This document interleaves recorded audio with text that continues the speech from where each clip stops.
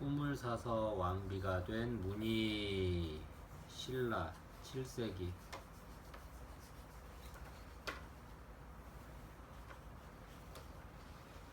신라의 명장 김유신에게 누이 동생이 둘 있었어요. 언니는 보이, 동생은 문희였지요. 어느 날 보이가 지난밤 꿈 이야기를 했어요. 세상에 그렇게 부끄러운 꿈을 꾸다니. 문희가 호기심에 눈을 반짝이며 다가왔어요. 언니, 무슨 꿈인데 그래요? 글쎄, 꿈속에서 내가 서악에 올라 오줌을 쌌지 뭐니? 서악, 서라벌 서쪽에 있던 산으로 오늘날의 선도산을 말함. 문희가 깔깔웃자 보이는 얼굴이 빨개졌어요. 그래서요 언니, 그래서 어찌 되었어요? 내가 싼 오줌이 홍수처럼 불어나더니 나중에는 서라벌이 온통 오줌에 잠겨버렸단다.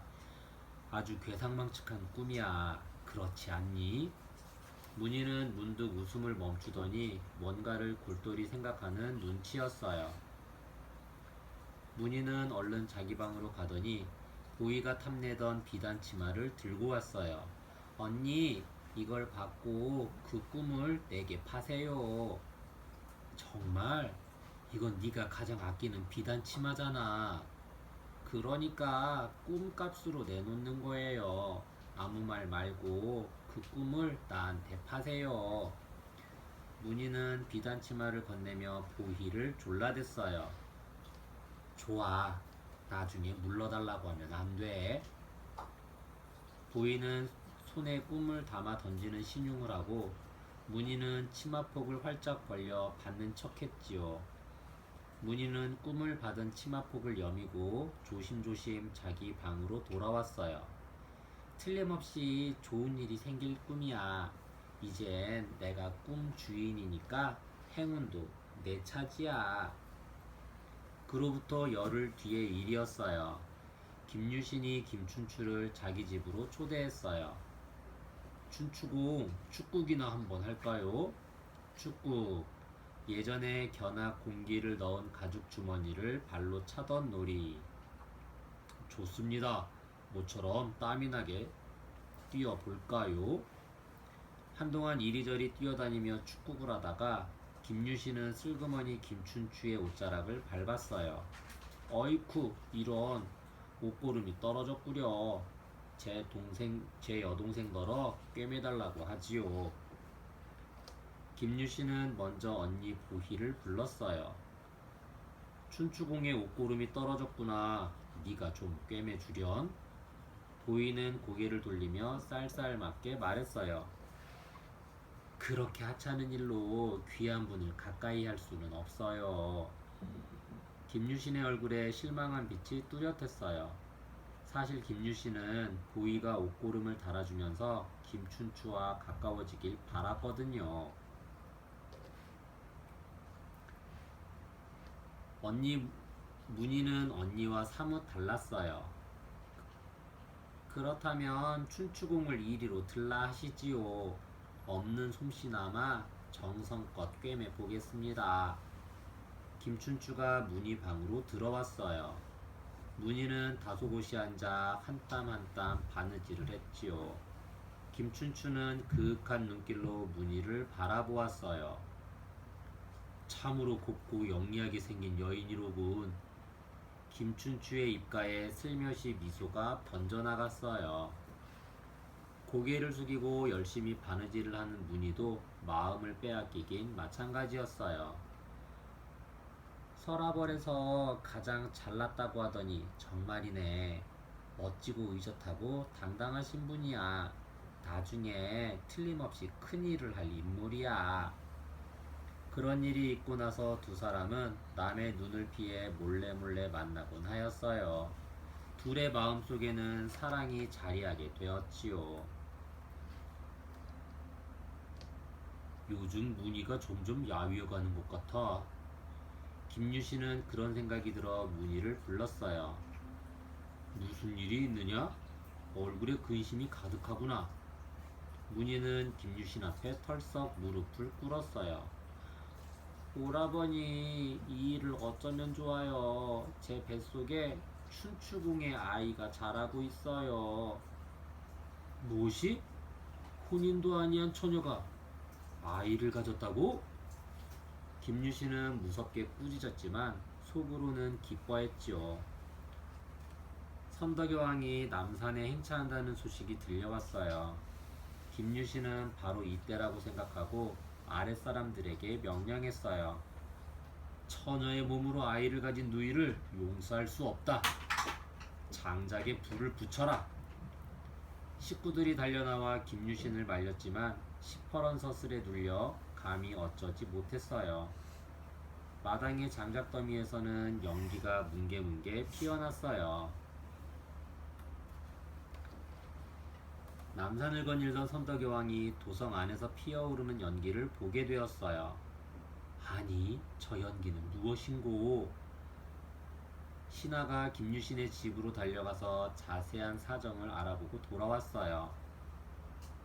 김유신이 누이를 불태워 죽이려 한답니다. 그게 무슨 회개한 말이냐? 까닭이 뭐라 하더냐? 처녀인 누이가 아이를 뱄기 때문이라고 하옵니다. 선덕여왕이 김춘추를 돌아보며 물었어요. 아이를 갖게 한 남자가 누구라고 하던가?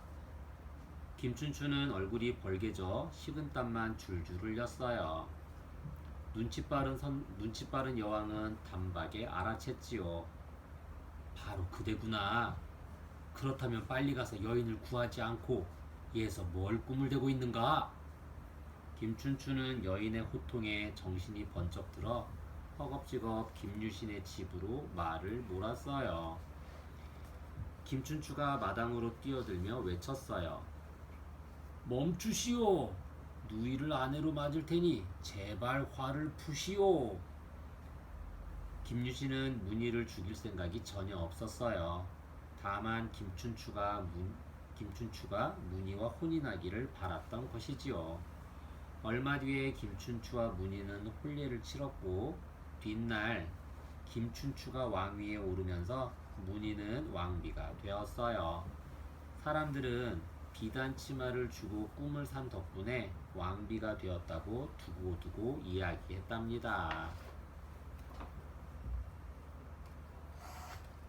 꿈을 사서 왕비가 된 문희. 김유신의 여동생 보이는 자기가 싼 오줌에 서라벌이 온통 잠기는 꿈을 꾸었어요. 문희는 아끼던 비단 치마를 주고 언니에게서 그 꿈을 샀어요. 열흘 뒤에 김유신과 김춘추가 축국을 했는데 김유신은 김춘추의 옷고름을 일부러 떨어뜨리고는 보이에게 꿰매달라고 했어요. 하지만 보이는 거절했지요. 대신 문희가 정성껏 옷고름을 꿰매 주었고 그 일로 김춘추와 문희는 서로 좋아하게 되어 문희가 아이를 가졌어요. 선덕여왕이 남산에 행차한다는 소식을 듣고 김유신은 장작더미에 쌓아놓고 불을 붙였어요. 처녀의 몸으로 아이를 뵌 누이를 용서할 수 없다고 하면서요. 뭉게뭉게 피어오르는 연기가 선덕여왕의 눈에 띄었고 여왕은 김유신이 누이를 불태워 죽이려는 이유를 알게 되었어요. 사색이 된 김춘추를 보고 상황을 눈치챈 선덕여왕은 어서 가서 문희를 구하라고 호통쳤어요. 김춘추는 급히 말을 몰아 김유신의 집으로 갔고 얼마 뒤에 정식으로 혼례를 올려 문희를 아내로 맞이했어요. 뒷날 김춘추는 태종 무열왕이 되고 문희는 문명 태후가 되었는데 사람들은 오줌 꿈을 산 덕분에 왕비가 되었다고 이야기했답니다. 서학은 어떤 산인가요? 서학은 오늘날 경상북도 경주시 서쪽에 있는 선도산이에요. 그런데 같은 서학이라도 삼국통일 전과 후가 달라요. 삼국통일 전의 서학은 선도산이고 삼국통일 후의 서학은 계룡산이에요. 문희가 오줌 꿈을 산 것은 삼국통일 전이니까 이때의 서학은 선도산이지요. 신라에는 동학, 서학, 남학, 북학, 중학에 신라 5학이 있었는데 여기서 중요한 제사를 지내 사람들이 신성하게 여겼어요. 꿈이 정말로 앞일을 알려주나요? 꿈자리가 뒤숭숭하면 나쁜 일이 생길까봐 걱정하는 사람이 있어요. 정말 꿈은 우리에게 뭔가를 알려주는 걸까요? 꿈에 대한 생각은 사람마다 지역마다 차이가 있어요. 예전에 동양 사람들은 대부분 무늬처럼 꿈이 앞일을 알려준다고 생각했어요. 서양에서도 마찬가지였지요. 특히 인도, 이집트, 그리스 등의 고대 서적에는 앞일을 알려주는 꿈에 대한 내용이 실려 있어요. 일부 고대 사람들은 꿈 내용이 일상생활에서도 그대로 나타난다고 믿었어요. 축국은 어떤 놀이인가요? 축국은 신라 때 당나라에서 들어왔어요. 중국에서 군사들을 훈련시키기 위해 처음 만들었는데 우리나라를 거쳐 일본에도 전해졌어요. 축구의 공은 가죽 주머니로 만들고 안에는 겨나 공기를 넣었으며 겉에는 꿩의 깃을 꽂았어요. 번갈아 가면서 공을 차다가 공을 먼저 떨어뜨리는 사람이 지는 놀이로 축구기 변해서 제기차기가 되었다고 해요.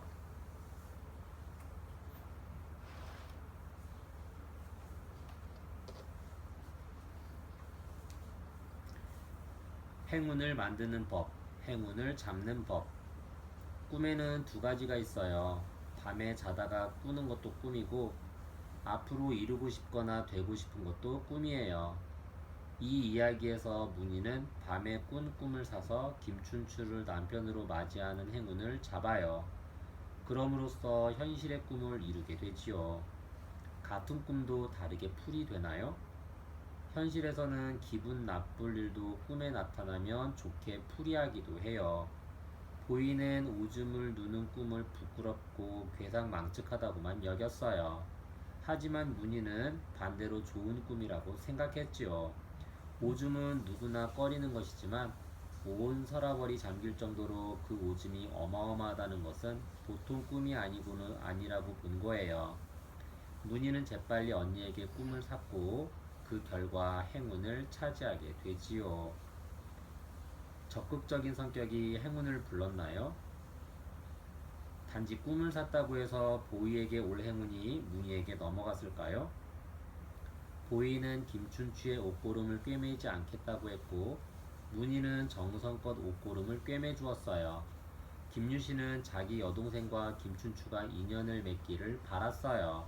그래서 김춘추의 옷고름을 일부러 떨어뜨렸고 외간 남자인 그를 여동생 방에 들였던 거예요. 행운이 문희차지가 된 것은 꿈도 꿈이지만 적극적인 성격 덕분이에요. 행운이 찾아오면 어떻게 하나요? 문희는 꿈을 사기 위해 아끼던 비단 치마를 내주었어요. 보이는 비단 치마가 귀한 줄만 알았지 자기가 꾼 꿈의 가치는 몰랐어요. 또 문희는 그 꿈이 행운을 가져다 줄 거라고 믿고 김춘추의 옷고름을 선뜻 꿰매 주었지만 보이는 그러지 않았어요. 살다 보면 누구에게나 뜻밖의 행운이 찾아와요. 그 행운을 온전히 자기 것으로 만들려면 행운의 가치와 자신의 선택을 믿는 것이 중요하지요. 지도와 함께하는 유적지 여행. 제매정. 경상북도 경주시 교동의 김유신 집터에 있어요. 화강암을 쌓아 올려 만든 우물로 깊이는 5.7m이고 너비는 1.8m예요. 우물 옆에는 비각이 있지요. 제매정에는 이런 이야기가 전해 내려와요. 전쟁터에서 싸우던 김유신이 잠시 서라벌로 돌아온 적이 있었어요. 집에는 들르지도 못한 채 다시 일선으로 향하던 김유신은 부하에게 제매정 물을 떠오라고 했어요. 김유신은 말 위에서 그 물을 마시며 우리 집 물맛은 옛날 그대로구나 라는 말을 남기고 다시 갈 길을 재촉했다고 해요. 군사들이 그 모습을 보고 대장군도 저러한데 우리가 어찌 집에 못 간다고 한탄하리오 라고 입을 모았다고 해요. 제매정에서는 아직도 샘이 샘솟고 있는데 그 물을 마셔보면 김유신의 심정을 알 수 있을까요? 562년 신라 대가야 정복. 568년 신라 황초령 마울령 진흥왕 순수비 세움. 612년 고구려 을지문덕 살수대첩. 632년 신라 제27대 선덕여왕 왕위 오름. 654년 신라 제29대 태종무열왕 왕위 오름. 660년 백제 멸망. 668년 고구려 멸망.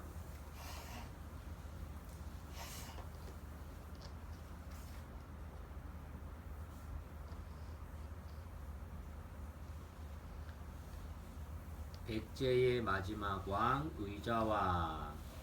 백제 7세기.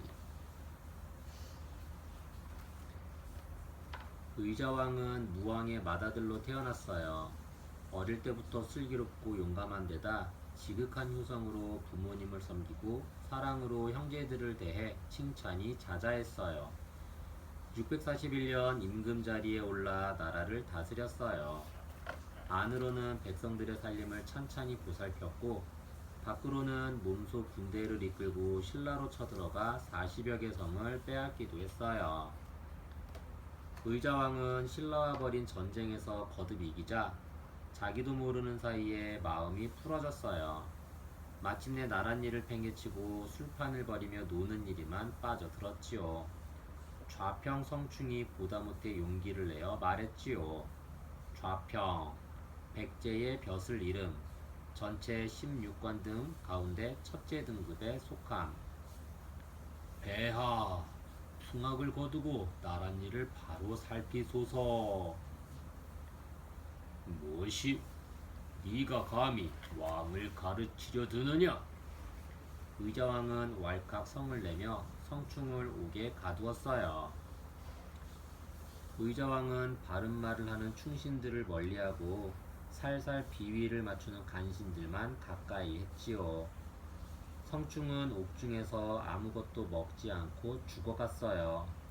성충은 마지막 남은 힘으로 붓을 들었어요. 신이 생각하건대 곧 신라와 전쟁이 벌어질 것입니다. 적이 육지로 쳐들어오면 단연을 넘지 못하게 하고 바다로 오면 백강에서 막아내야만 합니다. 아무쪼록 험하고 좁은 곳을 잘 지키십시오. 성충이 죽은 뒤 곳곳에서 이상한 일이 일어났어요. 한 번은 여우떼가 궁궐에 들어와 설치더니 백여우가 좌평의 책상에 올라가 캥캥거렸어요.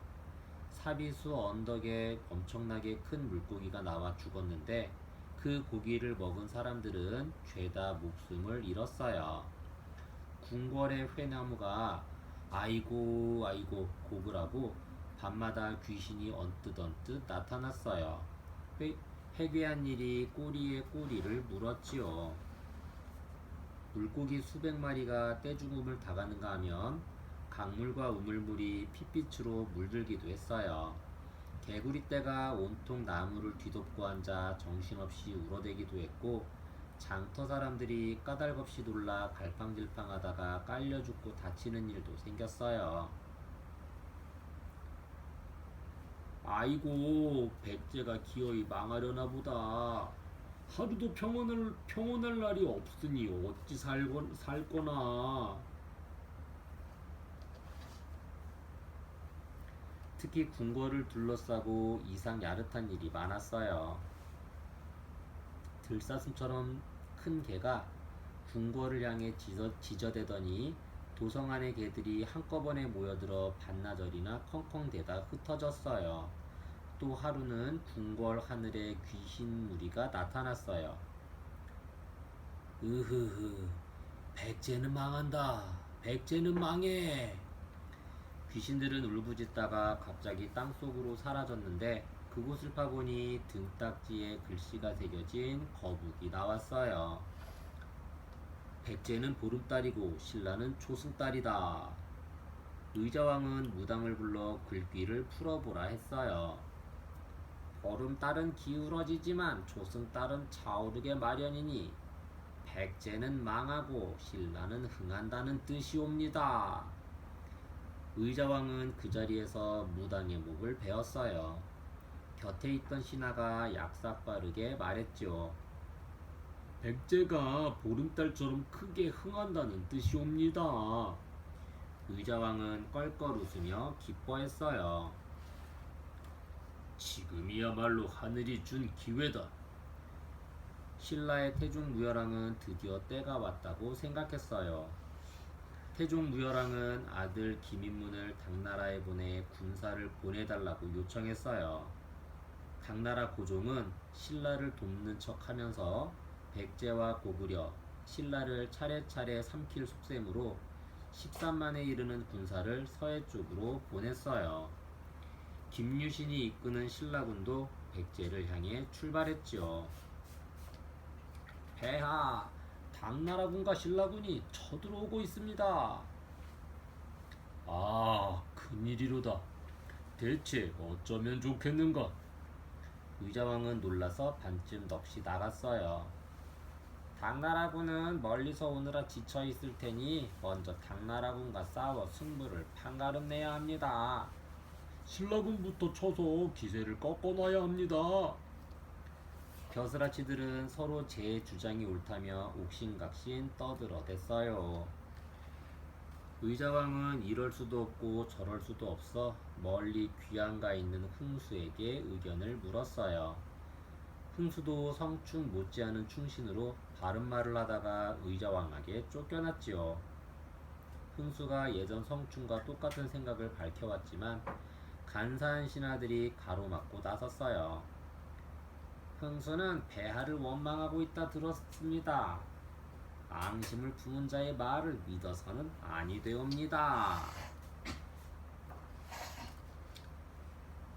신라군과 당나라군이 탄현과 백강을 지났다는 말에 의자왕은 급히 계백을 불러들였어요. 결사대 5천을 이끌고 가서 백제를 구하라. 결사대, 죽기를 각오하고 싸움에 임하는 부대나 무리. 죽기를 각오하고 폐하를 위해 싸우겠나이다. 계백의 결사대는 황산벌에서 신라군을 맞아 4차례나 거듭 이길 정도로 잘 싸웠어요. 하지만 5만이나 되는 신라군에 밀려 결국 한 사람도 살아남지 못했어요. 신라군과 당나라군이 사비성을 에워쌌어요. 사비성, 백제의 마지막 도읍지, 충청남도 부여군 부소산에 산성과 유적이 남아있음. 의자왕이 태자와 함께 몰래 성을 빠져나오자 둘째 왕자가 남아 맞섰지만 오래 버티지는 못했어요. 사비성은 적의 손 안에 들어가고 말았죠. 아, 700년 백제가 이렇게 망하는구나. 적에게 죽임을 당하느니 스스로 목숨을 끊겠어. 백제 궁녀들은 줄줄이 높은 절벽에 올라 꽃잎처럼 강물에 몸을 던졌어요. 도망갔던 의자왕과 왕자들도 곧 붙잡혔어요. 당나라 장수 소정방은 의자왕과 왕족 수많은 장수와 백성을 당나라로 끌고 갔어요. 의자왕은 그곳에서 병들어 쓸쓸히 죽고 말았지요. 그 뒤로 백제를 다시 세우려는 움직임이 여기저기서 일어났지만 다 실패로 돌아갔답니다. 이로써 백제는 역사에서 사라지고 말았답니다. 백제의 마지막 왕 의자왕. 의자왕은 태자 시절 부모에게 효도하고 형제간의 우애가 있어 해동증자라고 불렸어요. 641년 왕위에 오른 의자왕은 나라를 잘 다스리고 국방과 외교에서도 성과를 올렸지만 언제부터인지 방탕과 사치에 빠졌어요. 충신들이 나서서 바른 말을 하면 가차없이 내치고 간신만 가까이 했어요. 그 무렵 백제에는 이상한 일이 잇따랐어요. 한 번은 궁궐에 귀신이 나타나 백제가 망한다고 울부짖고는 땅속으로 사라졌는데 그곳을 파보니 등딱지에 백제는 보름달이고 신라는 초승달이다라고 새겨진 거북이 나왔어요. 이것을 백제가 망할 거라고 풀이한 무당은 죽임을 당했지요. 660년 나당 연합군이 쳐들어오자 의자왕과 신하들은 대책을 의논했어요. 이때도 충신의 말은 무시되고 간신들끼리도 의견이 엇갈렸어요. 그러는 동안 적군은 탄현과 백강을 지났고 다급해진 의자왕은 계백의 결사대를 황산벌로 보내지만 결국 패해서 사비성은 적의 손에 들어갔어요. 당나라 장수 소정방은 의자왕과 왕족, 신하, 백성 1만 3천여 명을 끌고 갔어요. 백제의 역사는 이렇게 막을 내렸어요. 백제의 충신 성충과 흥수. 죽을 때까지 나라를 걱정한 성충. 의자왕이 방탕한 생활을 하며 나랏일을 멀리하자 좌평 성충은 목숨을 걸고 이를 말리다가 옥에 갇히고 말았지요. 성충은 옥중에서도 단식을 하며 의자왕에게 글을 올렸어요. 앞으로 전쟁이 일어날 터인데 그때 적군이 육지로 오면 탄현을 넘지 못하게 하고 바다로 오면 백강에서 막아야 한다는 내용이었어요. 성충은 끝내 옥에서 굶어 죽었는데 백성들이 그의 죽음을 무척 안타까워했다고 해요. 성충 못지않은 충신 흥수. 흥수도 왕에게 바른 말을 했다가 지금의 전라남도 장흥에서 귀양살이를 했어요. 나당연합군의 침입으로 다급해진 의자왕이 의견을 구하자 지난날 성충과 똑같은 생각을 밝혔어요. 또 적의 식량과 체력이 바닥날 때까지 기다렸다가 공격하면 이긴다고도 했지요. 하지만 신하들이 반대해서 흥수의 의견이 받아들여지지 않았고 마지막에는 계백의 결사대마저 황산벌에서 전멸당해 백제는 멸망하게 되지요.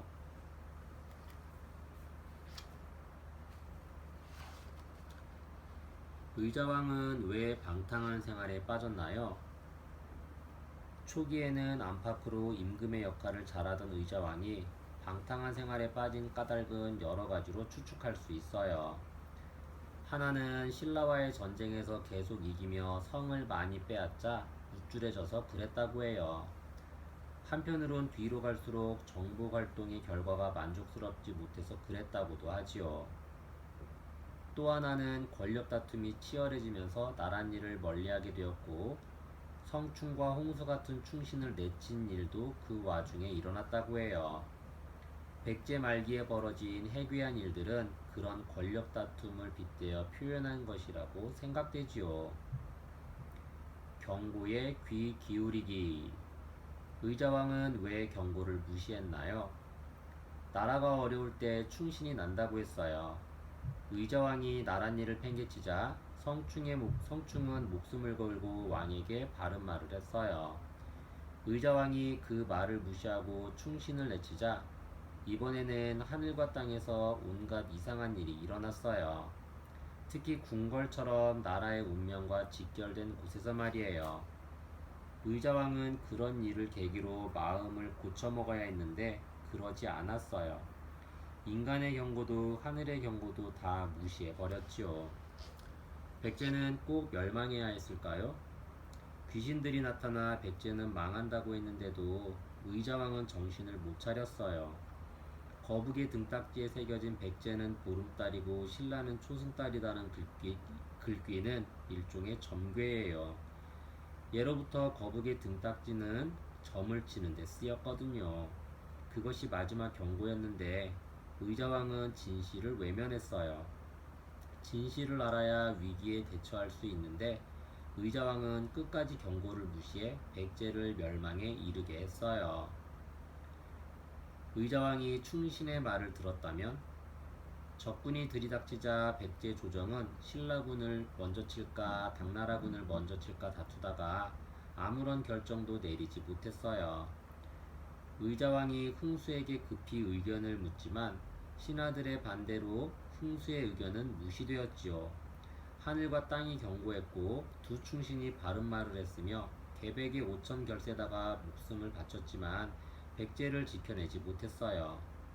의자왕이 충신의 말을 새겨듣고 그대로 따랐다면 아마 역사가 달라졌겠지요. 지도와 함께하는 유적지 여행. 백마강. 충신 성충이 말했던 백강은 오늘날의 백마강이에요.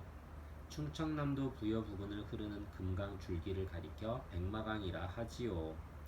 백제 말기에 커다란 물고기가 나와 죽고 강물이 핏빛으로 변했다는 사비수 역시 백마강이에요.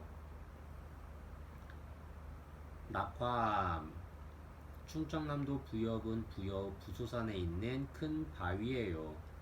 백제가 망할 때 궁녀들이 바위에서 백마강에 몸을 던져 죽었다고 해요. 본디 이름은 타사암인데 궁녀들이 꽃잎처럼 떨어져 죽은 바위라 하여 낙화암으로 바뀌었어요.